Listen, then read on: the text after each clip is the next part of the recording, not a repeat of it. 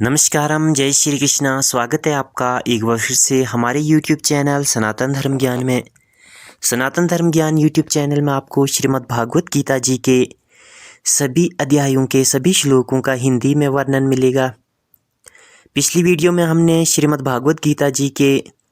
चौथे अध्याय के सभी श्लोकों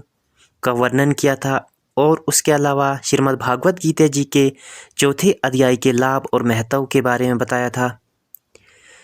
आज की इस वीडियो में हम श्रीमद् भागवत गीता जी के 5वें अध्याय के सभी श्लोकों का हिंदी में वर्णन करेंगे। तो चलिए वीडियो को स्टार्ट करते हैं।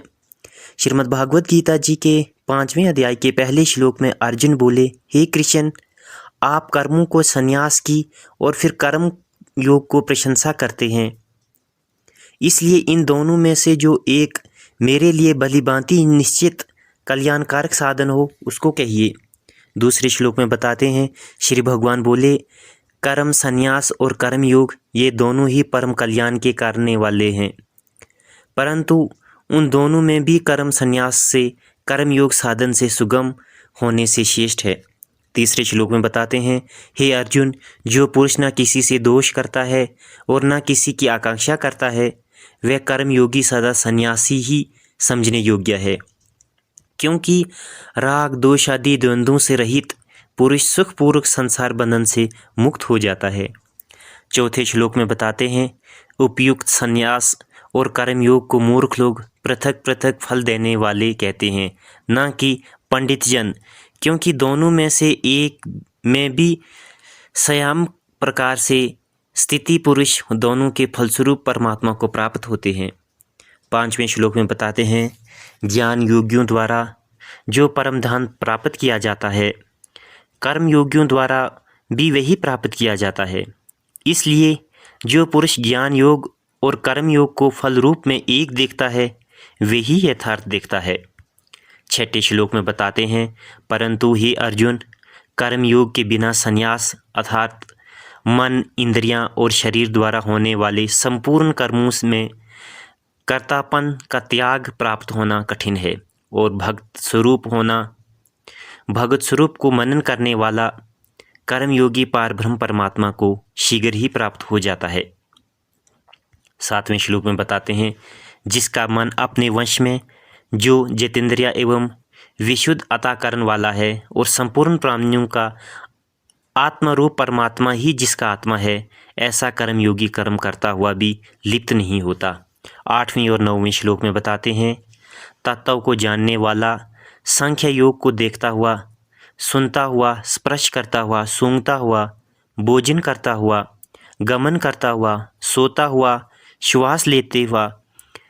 बोलता हुआ, त्यागता हुआ, ग्रहण करता हुआ तथा आँखों को खोलता और मुदता हुआ भी सब इंद्रियां अपने अपने अर्थों में बरत रही हैं। इस प्रकार समझकर निसंदेह ऐसा मानो कि मैं कुछ नहीं कर रहा हूँ।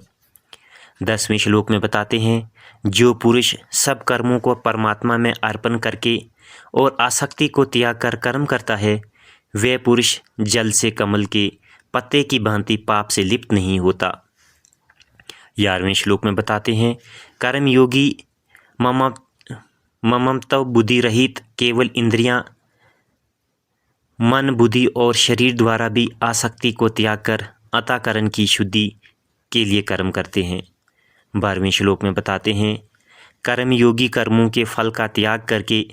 भगत प्राप्ति रूप स्वरूप शांति को प्राप्त होता है और सकाम पुरुष कामना की प्रेरणा से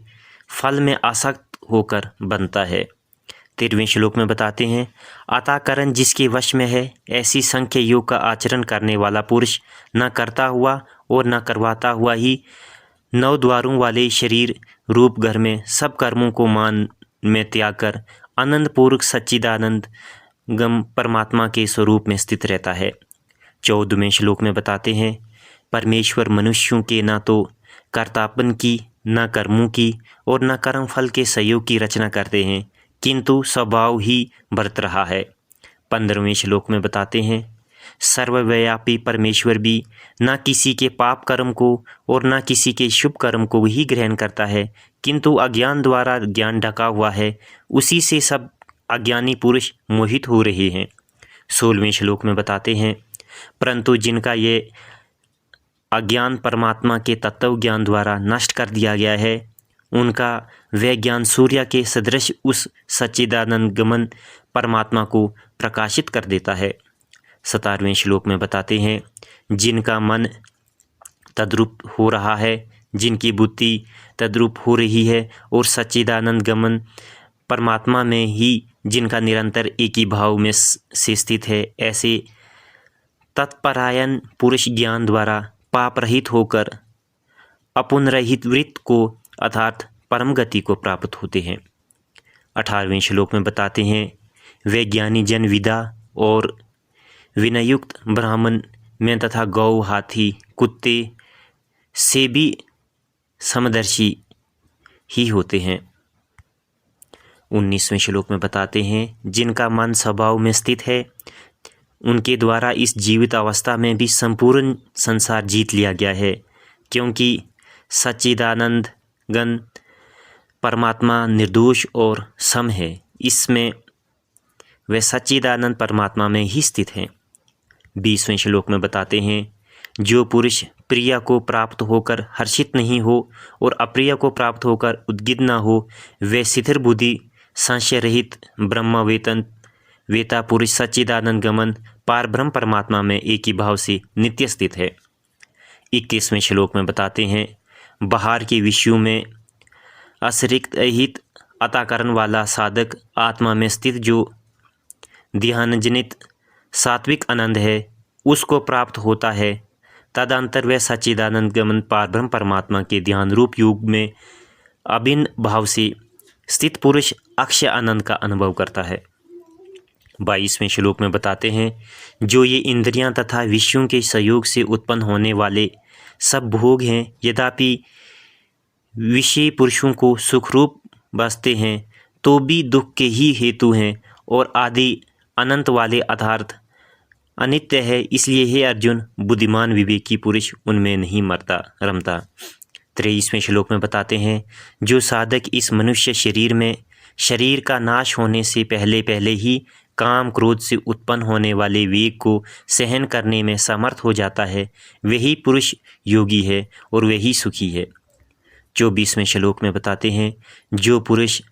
अंतरात्मा में ही सुख वाला है, आत्मा में ही रमन करने वाला है तथा जो आत्मा में ही ज्ञान वाला है, वह सच्चिदानंद परमात्मा पार ब्रह्म के साथ एक ही भाव को प्राप्त संख्या योगी शांत ब्रह्मा को प्राप्त होता है। 25वें श्लोक में बताते हैं, जिनके सब पाप नष्ट हो गए हैं, जिनके सब संशय ज्ञान द्वारा निवृत्त हो गए हैं, जो संपूर्ण प्राणियों के हित में रत हैं और जिनका जीता हुआ मन निश्चल भाव से परमात्मा में स्थित है, वह ब्रह्मवेता पुरुष शांत ब्रह्मा को ही प्राप्त होते हैं। 26वें श्लोक में बताते हैं, काम क्रोध से रहित जीते हुए चित्त वाले पार ब्रह्म परमात्मा का साक्षात्कार किए हुए ज्ञानी पुरुषों के लिए सब ओर से शांत पार ब्रह्म परमात्मा ही परिपूर्ण है। 27 और 28वें श्लोक में बताते हैं, बाहर के विषय भोगों को न चिंतन करता हुआ बाहर ही निकालकर और नेत्रों की दृष्टि को भ्रुकुटी के बीच स्थित करके तथा नासिक में विचारने वाले प्राण और अपमान वायु को सम रख करके जिसकी इंद्रियां मन और बुद्धि जीती हुई हैं, ऐसे जो मोक्ष परायण मुनि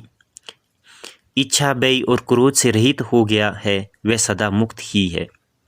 29वें श्लोक में बताते हैं, मेरे भक्त मुझको सब यज्ञ और तपों को भोगने वाला संपूर्ण लोकों के ईश्वर का भी ईश्वर तथा संपूर्ण भूत प्राणियों का सहुद अर्थात सर्वथा रहित दयालु और प्रेमी ऐसा तत्व से जानकर शांति को प्राप्त होता है। ये थे श्रीमद् भागवत गीता जी के 5वें अध्याय के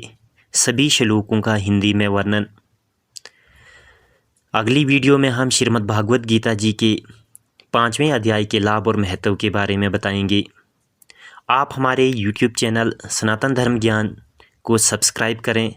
और बेल आइकन ज़रूर दबाएं ताकि आने वाली वीडियो की नोटिफिकेशन आप तक सबसे पहले पहुंचे। नमस्कारम, जय श्री कृष्णा।